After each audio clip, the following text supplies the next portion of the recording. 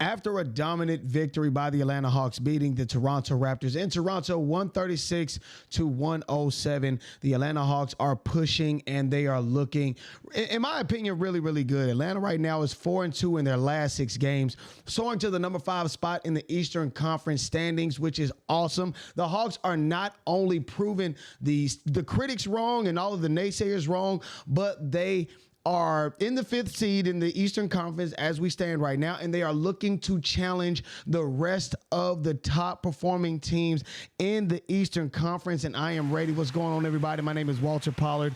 Welcome to Atlanta Hawks Digest. It's been a minute. I've been gone for a minute, but now I'm back with the jump off because, listen, guys, we have got to talk about these Atlanta Hawks. Just going further into the season, of course, I told you how I felt like the season breaks up into 4 parts or into, you got the first quarter of the season, which is pre-NBA Emirates NBA Cup. Then after the NBA Cup, you got the next quarter of the season, which leads up into the trade deadline and also into the All-Star break and things of that such. And then you leave from that. You also go into, after the All-Star break, the third quarter, and then the final push is, of course, into the playoffs or pushing to the playoffs. You get what I'm saying? So there are a lot of things going on with the Atlanta Hawks right now, and I am excited to talk about it. We got to talk about, in a couple of minutes, the trade scenarios that have been going on around the Atlanta Hawks and around the organization. Which player is going to be leaving? Right now, I have a list of about 5 guys that I think could possibly be heading out, but 2 of them I feel right now, since I've been watching the Hawks, have been eliminated from that list of guys. I'll give you the 2 names now: Trae Young and, of course, DeAndre Hunter. DeAndre Hunter, for one, because he has found a permanent place for the Atlanta Hawks as the 6th man. Of course, I feel as though if he can continue on the route that he is going, he could possibly compete for the NBA 6th Man of the Year. And then, of course, the other person that I would like to eliminate, of course, is Trae Young. I'm eliminating Trae Young because there is a new found life in Atlanta right now, and it is a new life in Trae Young being the distributor on this team, almost being like a quarterback for the Atlanta Hawks. So this is a good vision to see the Atlanta Hawks. And before I go any further, as far as the X's and O's, Jimmys and Joes and whatnot, we got to talk about the vibe in Atlanta. Of course, yesterday, some other news with another sport, another Atlanta team just fell short, and we ain't going to talk about that. But we got to talk about the vibe in Atlanta as far as the fans and how things go, as far as the fans and what you see on a day-to-day basis in State Farm, not State Farm. Yeah, in the State Farm Arena. My apologies. I was going to say Phillips Arena. That I'm showing my age, but you get what I'm saying.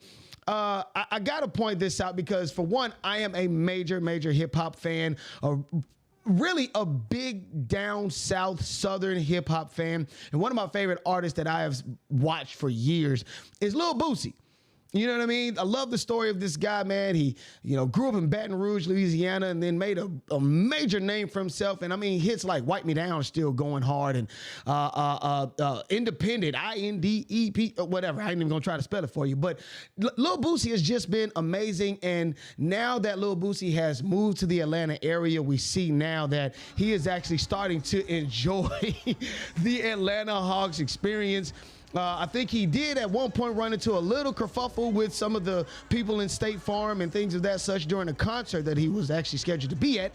But he is a lifetime Atlanta Hawks fan, and he enjoys himself every single time you see him on the court, every single time you see him. And then Harry the Hawk, he joins in with them every single time. So again, I am super excited just with what I see as far as the fanfare surrounding the Atlanta Hawks. I'm excited to see that type of stuff. We didn't get to see it for years before, and so now we have celebrities enjoying themselves. Now, of course, people forgot that the Atlanta Hawks has a nightclub on the ground floor next to, I think, one of the ends of the basketball courts. So again, the Atlanta Hawks, just around the Atlanta Hawks, not just the 5 guys on the court, but around, it just seems like everybody is falling in love with the Atlanta Hawks. And then on top of that, we got to show you how they have just been trolling the rest of even legends. They have been trolling legends in the NBA, trolling Dwayne Wade. I'll show you guys again really quickly. Trolling Dwayne Wade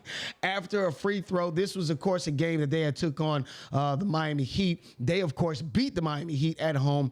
And just to give you guys a little more preference to what's going on right now, the Atlanta Hawks right now, I think, have won their last 3 games. And, we have to look ahead, okay? Not February 6th, but we got to look ahead just for the next few games. We got to look ahead to what the Atlanta Hawks got going.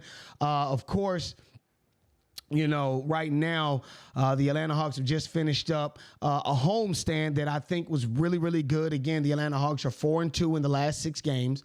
The number 5 in the Eastern Conference, which does put to rest a lot of the people's speculations as far as the Atlanta Hawks bottoming out at the number 7 to number 10 spot, potentially playing in a play-in tournament into the playoffs. I don't see that possibly happening because with what we have seen so far, I feel as though the Atlanta Hawks could compete with almost anybody. But let's get to this West Coast tour that the Atlanta Hawks are going to be heading on in the next few weeks or so. Of course, taking on Denver, Los Angeles again, and Utah, and finishing up that West Coast tour against Phoenix. Now, I see about 2 teams. In all honesty, I see 2 teams that could really give the Atlanta Hawks some fits, one of which we've already seen before in the Denver Nuggets. This is after the Atlanta Hawks went on an incredible 6-game winning streak, and just showing the fans who they really are as an organization and as a team. Of course, they fell to the Denver Nuggets.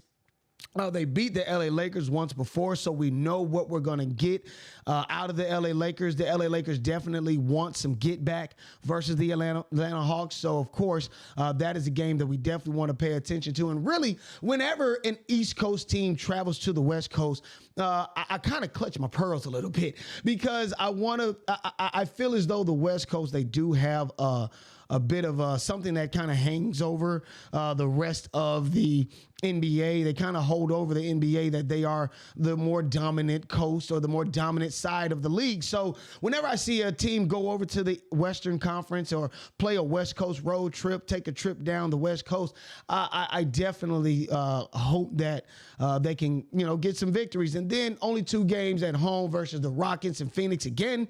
And then we go on the road again to Chicago,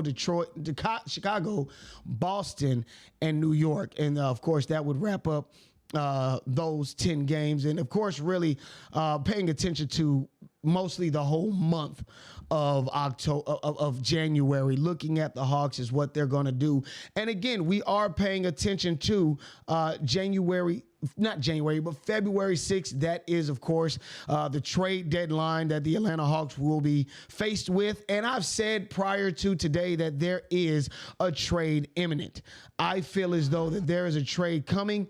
And I feel as though the Atlanta Hawks are just buying their time to see who's really desperate enough to make that move or to make that push. The Hawks could really, even in retrospect, couldn't even do anything. They could possibly just not do anything.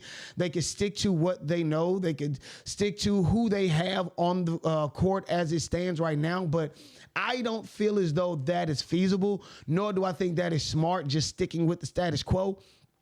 So I want to go into who I feel the Atlanta Hawks are looking to possibly move to bring in some more pieces, to bring in some more people that can help the Atlanta Hawks make a late season push and possibly into the playoffs and make a good little run in the playoffs. Hey, listen, I don't want to limit it to just making a good run or a good showing in the playoffs. I want them to win the championship ultimately, but we have to be realistic. We're going against the rest of the NBA, and yeah, they're tough. But the people that I do feel as though I have my eyes on right now, of course, will be Clint Capela, Bogdan Bogdanović. I did mention DeAndre Hunter and Trae Young, which I have since moved off the list because I feel as though they have their place with the Atlanta Hawks, and also Larry Nance.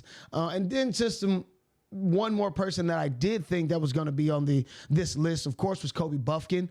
He made sense to me. I thought that Kobe Bufkin would be somebody that was young enough to stick young enough to be moved to another team to possibly have a flourishing career with someone else, as well as we could possibly get a lot for him. He's the number 2 guy behind Trae Young at point guard. So, of course, dealing him off would have made sense to me. But, of course, we now know that he has suffered an injury that sidelines him for the rest of the season. So, I have now taken him off that list.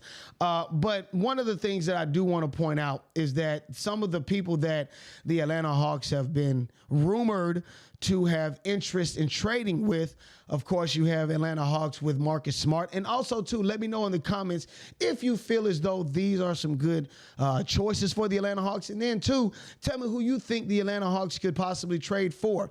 I did hear that at one point the Atlanta Hawks were even looking at possibly getting Lou Dort, who is a defensive skilled guy in the NBA for the Oklahoma City Thunder. And I felt as though adding another defensive person along with Dyson Daniels would help. Of course, Dyson Daniels is not no longer, but he's not on the court right now, nursing an injury. As a matter of fact, he is day to day. So it would make sense to possibly bring somebody in that is a defensive type of guy. Marcus Smart is also another kind of guy that is defensive. You put him on somebody that is a good scorer or somebody that makes, can make points, you know what I'm saying, for the other team. I do feel as though Marcus Smart would be a good addition to the Atlanta Hawks. And then on top of that, you also have the New York Knicks, which I don't believe is going to happen again because we've already went through this. Clint Capela possibly heading to the New York Knicks for Mitchell Robinson, for Precious Achiuwa, and, of course, Darius McBride. But I don't see that happening. They have who they want. They have, Cat. They have Karl Anthony Towns. So, again, I don't see that possibly happening. And then, of course, the Atlanta Hawks. Well, where is it? Yeah. The LA Lakers, they had said that even D'Angelo Russell and Jalen Hood, I can't say the last name, but anyway, those guys were, of course, supposed to head to Atlanta. Now we know that D'Angelo Russell has been moved by the LA Lakers, so that, of course, is not a possibility as well. So, again, who do you feel is leaving the Hawks and who could you see coming to the Hawks? As you can see, these last 3 slides, the Hawks are definitely looking to possibly move Clint Capela. I do feel as though they're going to move Clint Capela within the day. And, of course, with that movement definitely helps for the Atlanta Hawks to move Onyeka Okongwu into the number 1 spot. He'll be our number 1 guy. But, again, let me know in the comments who you feel is on the move and who you feel is staying with the Hawks. Again, they won't be playing until next year, which, of course, will be January 1st versus the Denver Nuggets. So I will keep you guys updated. I can't wait to see you guys. I missed y'all, just to be completely honest. I missed you, but I'm glad to be back. Give you guys updates for the Atlanta Hawks this season. And, of course, I look forward to, what's going to happen and who could possibly be on the move, and maybe nobody is moving. Who knows? But my name is Walter Pollard. This is Atlanta Hawks Digest, and I will check you guys later. Peace.